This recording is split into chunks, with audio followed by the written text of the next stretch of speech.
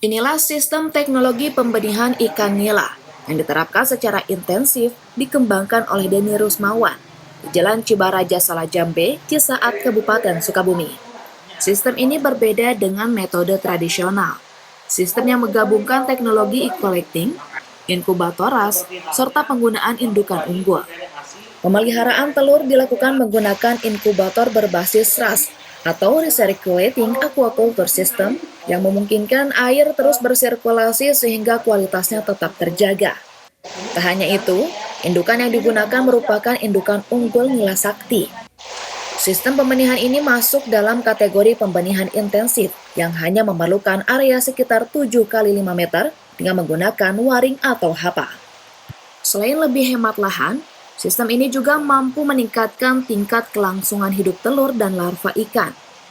Pada sistem tradisional, telur dan larva beresiko dimangsa predator, terpengaruh cuaca ekstrim bahkan dimakan indukan jantan.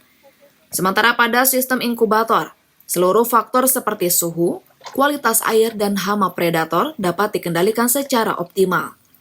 Hasilnya, benih ikan nila berkualitas tinggi pun dihasilkan dan diminati pasar. Sepanjang tahun 2025, Denny Rusmawan menerima pesanan hingga jutaan ekor benih, termasuk untuk program revitalisasi Pantura yang digagas Kementerian Kelautan dan Perikanan. Tak hanya itu, benih nila juga dipasok ke berbagai daerah di Indonesia, mulai dari Sumatera, Kalimantan, Sulawesi, hingga Papua, dengan jadwal pengiriman rutin. Sistem pembenihan ini masuk dalam kategori sistem pembenihan intensif ya, di mana kalau dibandingkan dengan sistem tradisional, kita bisa bayangkan satu paket umumnya itu 100 jantan, 300 betina.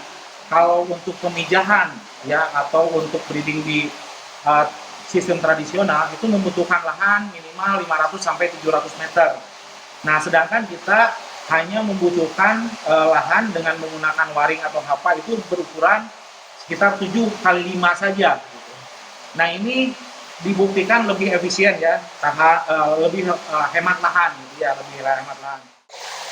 Dengan teknologi pembenihan intensif ini, produksi benih ikan nila dinilai mampu menjawab kebutuhan pasar yang terus meningkat, sekaligus menjadi solusi efisien dan berkelanjutan bagi sektor perikanan budidaya di Indonesia.